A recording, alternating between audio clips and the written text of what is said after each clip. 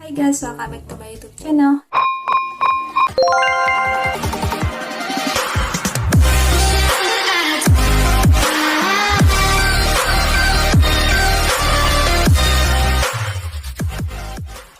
Di video kali ini aku mau berbagi pengalaman aku pada saat training di PNM.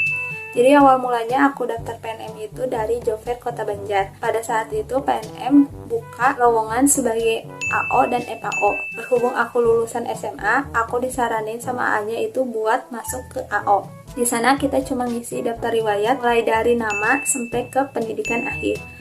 Setelah beberapa minggu dari aku ngisi Google Form itu, aku nggak ada WhatsApp sama sekali. Aku sempat mikir kayak, oh mungkin nggak keterima kali ya.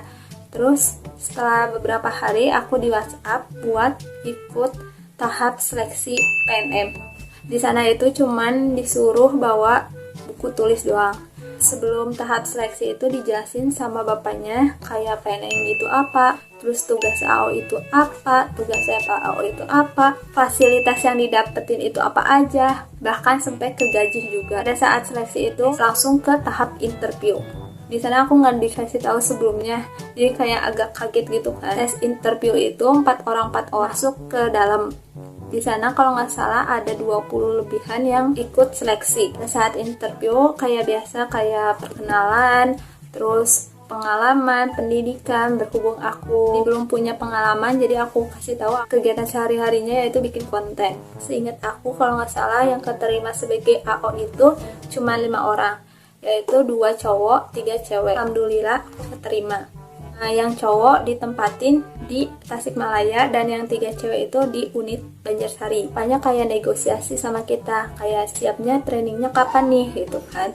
Berhubung cewek di unit yang sama, jadi kita badamiin kayak lusanya baru siap. Karena kan persiapan dulu ya, walaupun kita itu pada saat training itu cuma disuruh bawa ransel, alat tulis, sama jaket. Seingat aku, seleksinya itu hari Selasa, kita mintanya hari Kamis. Karena PNM itu kerjanya dari hari Senin sampai hari Sabtu. Hari Sabtu itu setengah hari. Pada hari pertama aku berangkat dari rumah jam 5.15 karena aku nggak tahu tempatnya dan aku baru pertama kalinya ke Banjarsari. Kita ibu cabangnya harus udah ada di kantor itu jam 7. Aku nyampe kantor PNM-nya itu jam 6.30. Pada saat training pertama diawali briefing pagi dari perkenalan kayak nama, terus dari mana, lulusan tahun berapa. Saat training pertama aku langsung terjun ke lapangan bareng sama senior. Jadi satu motor itu 2 orang. Motor itu difasilitasin sama kantor. Sebelum aku terjun ke lapangan itu aku disuruh tulis agenda dari pagi sampai ke akhir acara. Yang pertama itu jam 8.32 aku udah mulai PKM. Pokoknya hari pertama itu aku PKM sampai jam 4. Berhubung hari pertama itu hujan gede banget, jadi aku nyampe ke kantor itu jam setengah 5, jam 5-an. Aku udah nyampe ke kantor, terus aku langsung pulang. Hari kedua aku bareng senior lagi. Pada saat itu agendanya itu UK.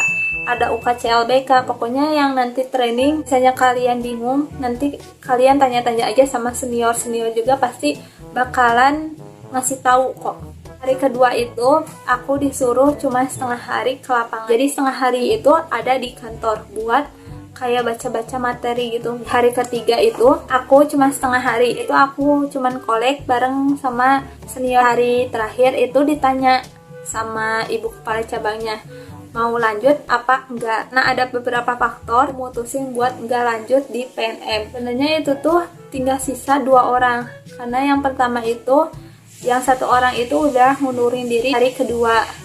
Nah, aku ngundurin diri di hari terakhir, yaitu hari Sabtu. Aku ada beberapa faktor, salah satunya yaitu aku mau ngelanjutin kuliah.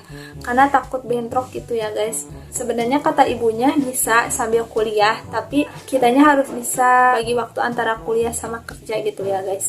Tapi aku takut kayak bentrok, karena kan UASnya bentar lagi bakalan offline.